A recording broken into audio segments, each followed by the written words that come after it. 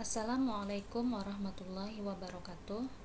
Kembali lagi kita di pembelajaran untuk mata kuliah pengantar akuntansi, dan kali ini tema yang akan kita bahas adalah tentang persamaan akuntansi dan analisis transaksi. Nah, perlu diketahui di sini bahwa konsep dasar yang harus dipahami dari sebuah proses akuntansi adalah persamaan akuntansi. Jadi, jika kalian tidak memahami persamaan akuntansi, maka akan sulit yang namanya menyusun laporan keuangan. Karena dasar pemahaman akuntansi inilah yang paling dasar untuk kita bisa melakukan penyusunan laporan keuangan tadi. Jadi persamaan akuntansi ini merupakan tahap awal dalam pemahaman tentang penyusunan laporan keuangan, yang mana dari persamaan akuntansi ini transaksi-transaksi akuntansi, dalam hal ini transaksi ekonomi, dapat disusun menjadi laporan keuangan. Nah, nanti dalam menganalisis transaksinya, akuntan dapat mengetahui keterkaitan antar transaksi dengan dampaknya terhadap posisi keuangan. Nah, posisi keuangan ini seperti yang kita ketahui pada laporan neraca yang pernah saya bahas di video sebelumnya, bahwa dia berisi informasi tentang aset atau harta, kemudian liabilitas atau utang, dan ekuitas atau modal.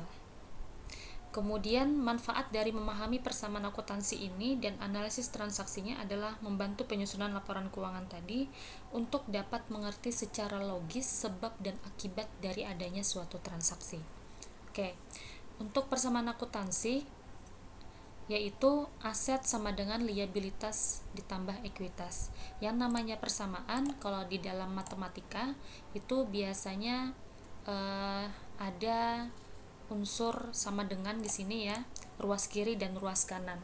Nah, di sini yang namanya persamaan akuntansi, bagian yang ada di ruas kiri itu harus sama dengan di ruas yang kanan. Apa itu yang di ruas kiri? Nah, kalau yang di ruas kiri ini adalah menggambarkan aset atau kekayaan perusahaan. Sedangkan di ruas kanan ini adalah menggambarkan sumber pendanaan perusahaan yang terdiri dari hutang dan ekuitas atau modal. Aset sama dengan hutang ditambah dengan ekuitas, yang mana ekuitas ini sama dengan modal, baik itu modal disetor, misalnya dalam bentuk uang kas, bisa juga dalam bentuk penyertaan saham. Nah, ini juga akan ditambah dengan laba ditahan.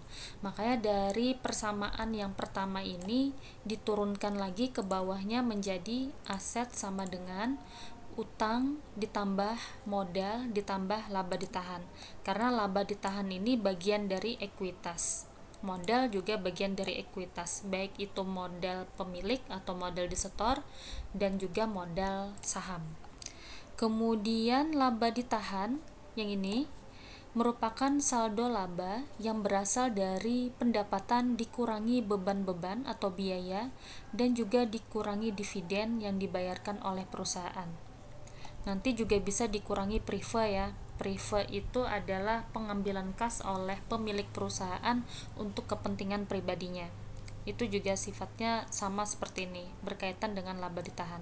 Nah, sehingga dari persamaan yang kedua tadi diturunkan lagi persamaannya atau dijabarkan lagi menjadi aset sama dengan hutang ditambah modal ditambah pendapatan dikurang beban dikurang dividen. Nah, kemudian mengacu pada transaksinya, perlu kita ketahui juga bahwa transaksi yang ada di dalam sebuah perusahaan itu ada yang berkaitan dengan kegiatan ekonomi, ada juga yang tidak berkaitan dengan ekonomi. Nah, di dalam transaksi akuntansi itu yang hanya berkaitan tentang kegiatan-kegiatan ekonomi atau yang berkaitan tentang keuangan perusahaan.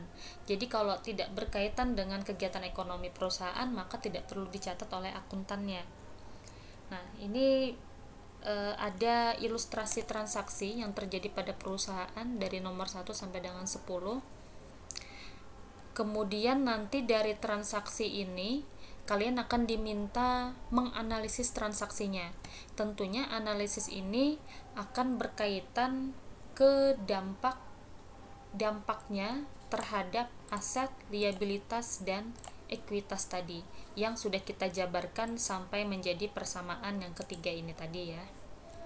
Nah, kemudian untuk transaksi yang pertama dulu. Tuan Anto dan Ardi mendirikan sebuah usaha penyedia jasa servis komputer dan pemrograman. Perusahaan diberi nama PT Elektro. Kepemilikannya ini dibuktikan dengan menerbitkan saham sebanyak 50 lembar dengan nominal 10.000 per lembarnya, sehingga modal awal kas yang disetor oleh kedua pemilik sebesar 500.000. Ini penyertaan modalnya berupa saham ya. Jadi nanti modalnya dicatat sebagai modal saham.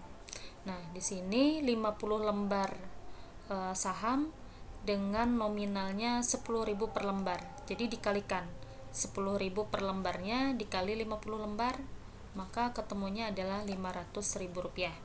Sekarang ketika dianalisis, dampaknya ke posisi keuangan seperti apa? Modal awal modal saham, kemudian di sini penyertaannya berupa penyertaan saham tadi, kemudian dibayar oleh si Tuan Anto dan Ardi atau pemiliknya dalam bentuk uang kas. Nah, artinya di sini ada kas yang bertambah di perusahaan. Kasnya bertambah. Ingat, kas itu bagian dari aset. Oh, berarti ada penambahan aset. Penambahan aset. Nih ya. Asetnya bertambah, dalam hal ini kas ya. Kas bertambah, di sisi lain modalnya juga akan bertambah karena akibat dari penyertaan modal saham tadi. Oke. Nah, ketika seperti ini, kas dan modal sahamnya bertambah, maka dicatat ke dalam kolom persamaan akuntansi seperti ini. Nah, ini sudah saya siapkan juga di form Excel yang saya berikan ya. Nah, untuk transaksi yang pertama tadi, penyertaan modal saham ini akan berdampak pada penambahan kas dan penambahan modal saham. Ingat, nah ini. Kas itu ada di sisi sebelah kiri, ruas kiri dari sama dengan. Sedangkan modal saham, modal itu ada di bagian ekuitas, yaitu di bagian ruas kanan. Kalau yang di sini tadi kas ada di ruas kiri. Sehingga tadi kasnya bertambah 500.000 dan di ruas kanan ada modal saham juga bertambah sebesar 500.000. Oke, untuk yang pertama seimbang ya antara ruas kiri dan ruas kanan. Kemudian kita masuk ke transaksi yang kedua. Nah, transaksi yang kedua ini PT Elektro membeli peralatan kantor berupa komputer dan peralatan lainnya sebesar 35.000 secara tunai. Nah, di sini membeli peralatan ini adalah salah satu aset produktif perusahaan. Jadi ketika penyetoran modal awal berbentuk kas, maka kas ini belum bisa digunakan oleh perusahaan untuk menjalankan kegiatan operasionalnya. Kenapa? Karena ketika pertama berdiri, kemungkinan perusahaan masih memerlukan seperti perlengkapan, perlu mesin, perlu peralatan, perlu kendaraan mungkin. Nah, di sini dia membeli peralatan. Nah, yang pernah saya bahas juga, peralatan ini adalah bagian dari atau salah satu akun dari aset ya. Nah, maka dalam hal ini yang bertambah adalah peralatan bertambah. Di sisi lain, karena membeli peralatan ini menggunakan uang kas atau di sini ada secara tunai, artinya yang berdampak juga adalah kasnya. Nah, hanya saja kasnya tidak bertambah. Karena membeli peralatan bagi perusahaan dia bertambah peralatannya, tapi di sisi lain kasnya menjadi berkurang. Oke. Maka bagaimana memasukkannya ke dalam persamaan akuntansi? Nah, ini transaksi kedua. Peralatan bertambah Peralatan masih di bagian aset, peralatan bertambah 35.000. Di sisi lain ada nilai aset yang berkurang, yaitu nilai kasnya, karena digunakan untuk membeli peralatan tadi. Makanya di sini minus 35.000. Oke. Nah, untuk transaksi kedua ini tidak ada pengaruhnya terhadap sisi kanan atau ruas liabilitas dan ekuitas. Karena di sini yang berpengaruh hanya di bagian aset saja, di mana ada bagian aset yang bertambah, ada juga yang berkurang, yaitu peralatan yang bertambah karena membeli peralatan tadi, tapi di sisi lain kasnya juga berkurang. Oke, lanjut kemudian di transaksi yang ketiga, perusahaan membeli mobil pengangkut untuk kegiatan operasionalnya secara kredit. Oke, yang saya kasih tanda merah mobil dan secara kredit. Mobil ini juga bagian dari aset produktif perusahaan. Nah, karena tadi tidak bisa jalan hanya cuma peralatan. Ternyata seiring dengan waktunya perusahaan perlu mobil pengangkut. Artinya di sini kendaraan. Nah, unsur kendaraan artinya ketika membeli mobil maka kendaraannya menjadi bertambah. Ada penambahan kendaraan, penambahan aset berupa kendaraan masuk aset ya. Di sisi lain, karena di sini dia tidak menggunakan uang kas dalam membeli mobil tadi, tapi dia memperolehnya melalui secara kredit, artinya berhutang. Nah, maka kalau secara berhutang ada penambahan hutang di sini. Hutang usahanya juga bertambah. Oke, untuk yang transaksi ketiga kalau dimasukkan ke dalam persamaan akuntansi, kendaraan bertambah, hutang usahanya bertambah sebesar 150.000. Nih, bagian dari aset kendaraan 150.000, dia tidak menggunakan uang kas, maka tidak ada pengaruhnya terhadap kas, tapi pengaruhnya ke sini karena dilakukan secara kredit, hutang usahanya bertambah. Ruas kiri bertambah, ruas kanan juga bertambah. Nah, sehingga sini juga posisinya seimbang. Sedangkan yang kedua tadi tidak ada pengaruhnya di ruas kanan, tapi di ruas kiri ada plus, ada minus. Sama juga. Kemudian yang ketiga, di ruas kiri bertambah 150, ruas kanan juga bertambah 150.000. Kita lanjutkan untuk transaksi keempat. Transaksi keempat, PT Elektro menerima pembayaran dari pelanggannya secara tunai. Artinya dia memperoleh penghasilan. Nah, kalau sudah seperti ini yang bertambah apa? Penghasilan ya. Ingat, penghasilan kalau di jasa akunnya namanya pendapatan. Nah, pendapatan bertambah, di sisi lain uang kasnya juga bertambah karena menerimanya secara tunai. 17.500 yang 4. Nih. Pendapatan bagian dari laba ditahan, ingat tadi persamaan akuntansi, bertambah sebesar 17.500. Di sisi lain, karena memperoleh pendapatan secara tunai tadi, maka dampaknya ke kasnya juga bertambah sebesar 17.500. Simbang. Oke, selanjutnya transaksi kelima. Transaksi kelima untuk memperluas pasar, PT Elektro menggunakan jasa periklanan dari pihak luar. Berarti di sini menggunakan jasa periklanan. Artinya ada beban yang dikeluarkan oleh PT Elektro atau biaya. Walaupun di sini transaksinya dilakukan secara kredit atau PT Elektro berhutang, hanya saja di dalam akuntansi karena menerapkan prinsip akrual basis ya namanya, maka ketika perusahaan sudah menggunakan jasa periklanan ini, maka harus dicatat bebannya. Dengan kata lain, bebannya bertambah.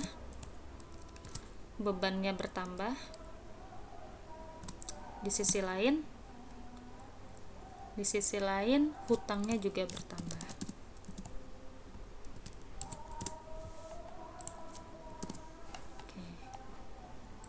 beban bertambah di sini ya, tapi beban ini dia kalau di ruas kanan dia minus tandanya, karena di sini yang namanya beban itu akan mengurangi laba ditahan. Jadi sebenarnya di sini ya, nih bebannya nambah karena sudah satuannya minus, kecuali nanti dipindah ke ruas kiri baru tandanya positif. Makanya biasanya kalau sudah masuk penjurnalan nanti beban ini kalau bertambah dia dicatatnya di debit. Tapi karena ini masih dalam bentuk persamaan akuntansi, maka penambahannya di sini harus dikurangi.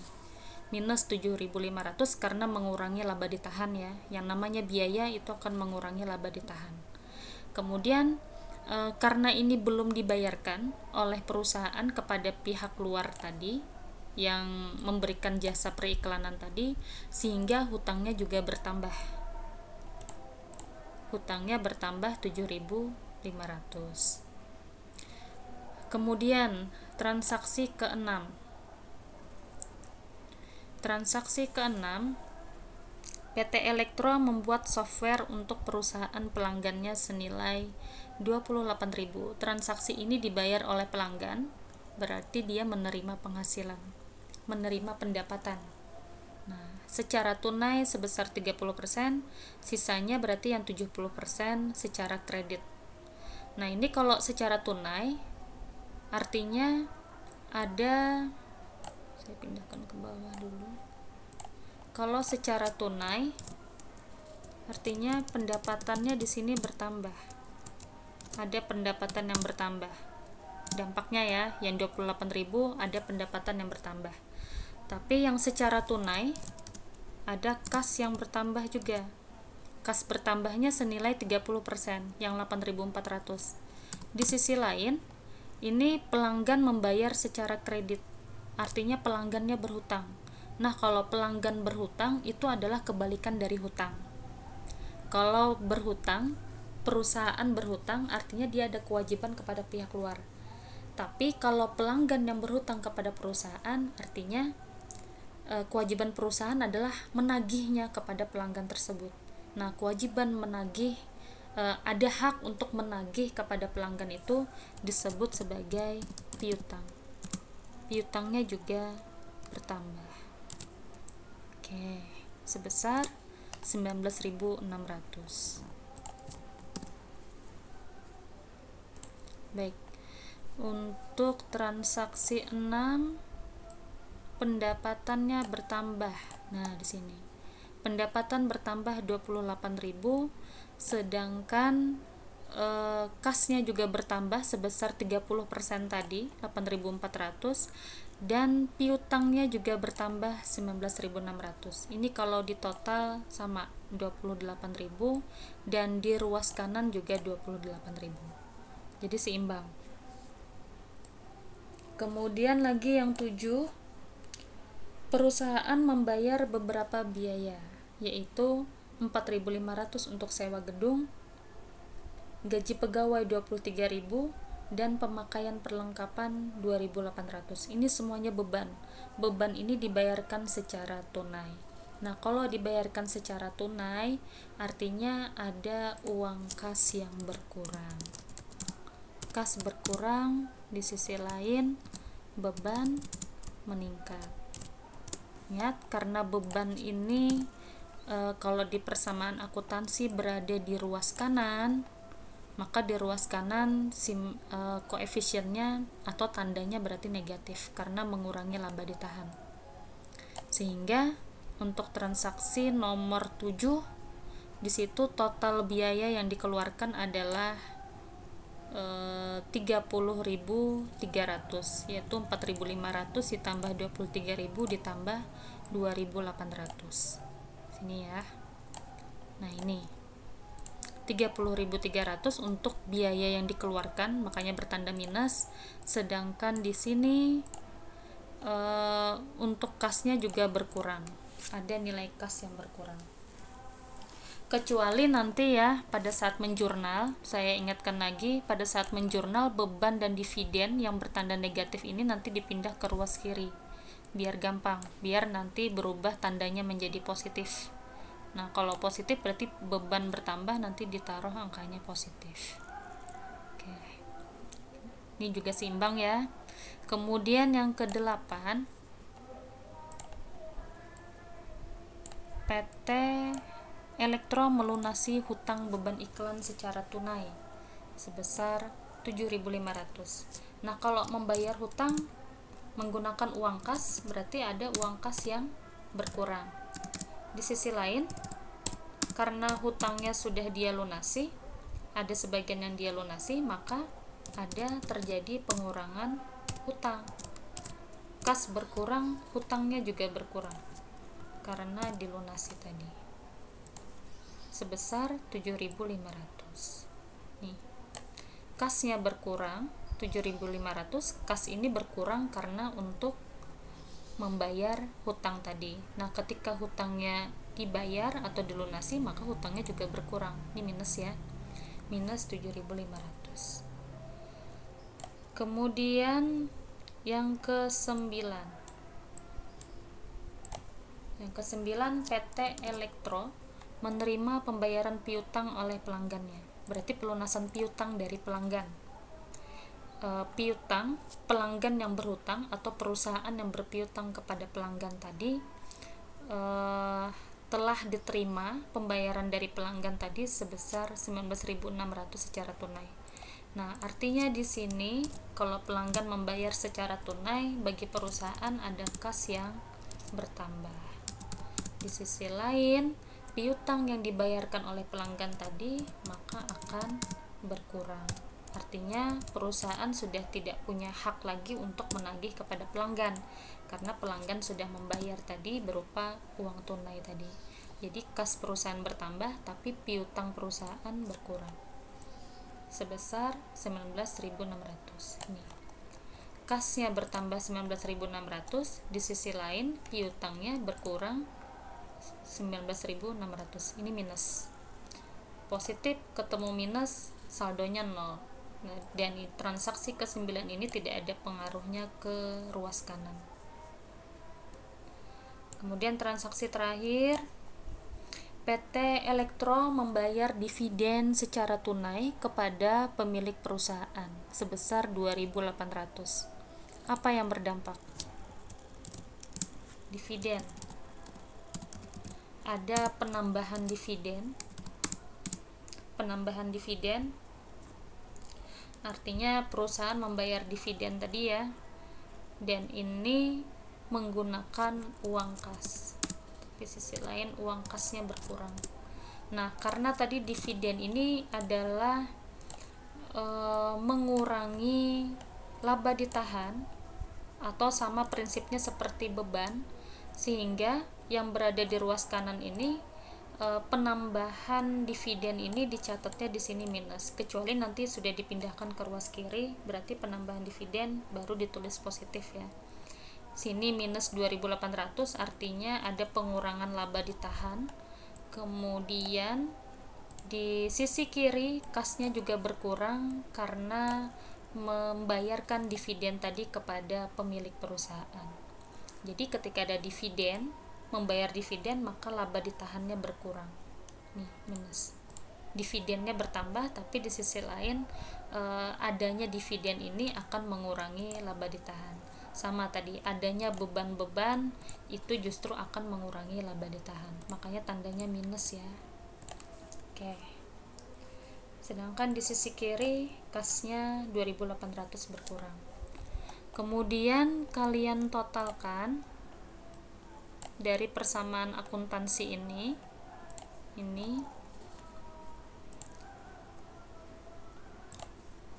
totalkan kasnya berapa, 469.600, ditotalkan piutang, peralatan dan kendaraan juga. Nah, kayak gini. Kemudian di ruas kanan juga totalkan nilai hutangnya,